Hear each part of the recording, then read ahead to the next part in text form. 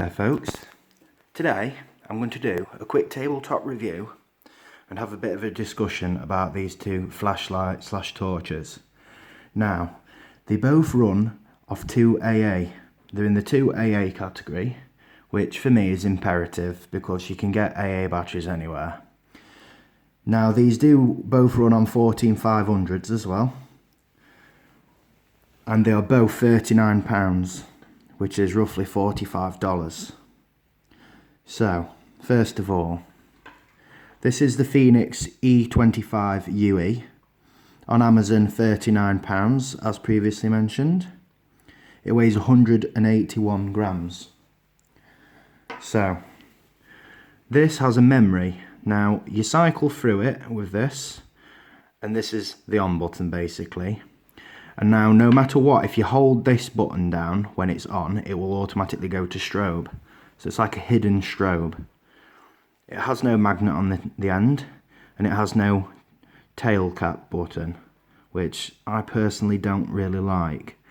Now, this here would, in my opinion, be equal to this if they'd fix one simple thing. Now, look at the texturing on that. So if that's in your pocket, I can categorically tell you I have used this to go camping and basically in situations when you genuinely need a torch.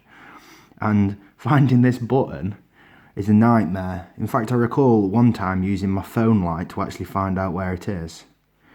Now, I shall just demonstrate its memory. I'll leave it on strobe. Now, that is a good little function because obviously you can just leave it on that. So if you're walking around on the streets at night, walking your dog, and maybe you feel a bit vulnerable, you can have just left it on that strobe. Now, it's 350 lumens, so it's not a pleasant experience having that in your face. In the light or the dark, I shall just test it now. I can tell you that is horrible. So I'll just demonstrate it now. Obviously I've left it on that for memory. And now here's how you cycle through it. That's full, medium, full, firefly, medium, full, maximum. Now the only way you get to the strobe is by actually holding on.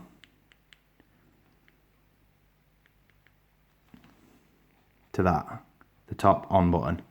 So it's best just to leave it on that and then switch off it when you need it. But for a bit of a size comparison, now I have not as yet put 14500s in this because I haven't. It's perfectly adequate with just the AA version in, to be honest. Now, I am going to get the V3 1A, so it's this, but the shorter one. Now, I am going to get the 14500s for that because it just unlocks some extra potential. As standard, that's 200 lumens, I believe. And it can go up to 500 with the 14500s. So in other words, it will have more oomph than that, and it's about that long. So that is a biggie for me. Now this, as you can see, I've carried this for over a year, dropped it. I've dropped it from about 2 meters, to be fair. I've actually dropped this off ladders and all sorts. Now, only criticism, I wish this was bigger, this hole, so I could get paracord through it. Now, I'm tempted to modify it because this cord here is less than 1 millimeter thick, and as you can see, frays. Now they both have lanyards on, which is, I don't really know if it's necessary or not, but here's one thing I like about this. If I put this down, it doesn't roll very easily. Now that sometimes can be quite a big thing, but I shall just demonstrate this one. Now I get these in cool light because I find it more of a workable light. It's a bit like daylight for me in the dark. So here's how you turn it on, just the tail cap, and you just click single clicks. So that's the Firefly, that's low, medium, high, and then hold it down for strobe. And then when you click straight off strobe, just using that again, a single click, it automatically goes to full. Now I like that because if you want to quickly flick off it, that's good. Now this one does have a memory, but it can't memorize strobe. So you'd leave this one on full beam ideally. That's what I personally tend to do. Now the previous version of this was different. It didn't have a tail switch. This is the R22A V3. So this is simpler in operation. Off and on switch, cycle modes, hold it down for strobe. This one is 500 lumens just with AA batteries. Now, I do believe you can put 14500s in this, but I don't really think you need to, because 500 lumens is cracking. I've used this for camping, everything, and it'll light up like 150 meters, so that's more than adequate. This is 113 grams. Now, this will go in your pocket. Some people may not like that, but I don't mind it. I shall measure the thickness.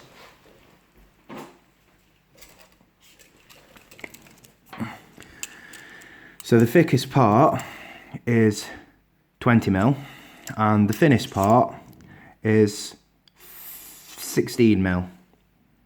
16, 20. Now over to the Fenix. The thickest part, 30. The thinnest part, 20. So, to be honest, it's a heck of a lot bigger. I will say, I think this would stand up to more abuse. But, unless you was to modify this, now, a suitable mod for this to find the button is I would glue a little bit of sandpaper on here, just so I can find it. Because it's a deal breaker. Literally, you'll see people commenting on this. Now, you'll be a bit heartbroken if you buy it without knowing about that button. If you don't modify that, it's unusable as an EDC. However, if you was just going to your garage from your house where it's already light, it would be really good. But if you're in a dark environment, it's no good. This, swear by it. Battered it, dropped it, everything. The only mod I'd suggest is just to get the paracord in there, so I'd drill it out. But I can't really see that being much of a problem. I mean, you could probably swap that for some heavy gauge wire. Now I've got some of that. I shall just quickly get that, just to demonstrate.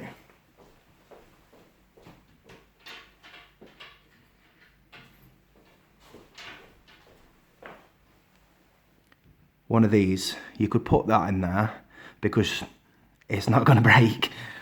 Or maybe even install a keyring clip onto it and then paracord wrap it. Now, as you can see, this did have a clip on as standard, but it's rubbish. It falls off, it clips off, it scuffs all this up. It's not great at all. So, my thoughts. If you're prepared to pay a little extra and get the 14500s, I'd get this as baby brother, the 1A V3. I'm going to get it, and I'm also going to get some 14500s and a charger. Because what you could do, have a charger with 2 batteries, keep one charged in the torch and one charged in the dock, and then just swap it round like using a battery drill. So quite a simple concept really. But I strongly recommend this if you can tolerate having it in your pocket, or its baby brother. I think quite frankly Fenix is a seriously good torch with a seriously rubbish button, and it really is a deal breaker, so I wouldn't bother unless you're prepared to modify it. So, enough said. Thanks for your time, and goodbye.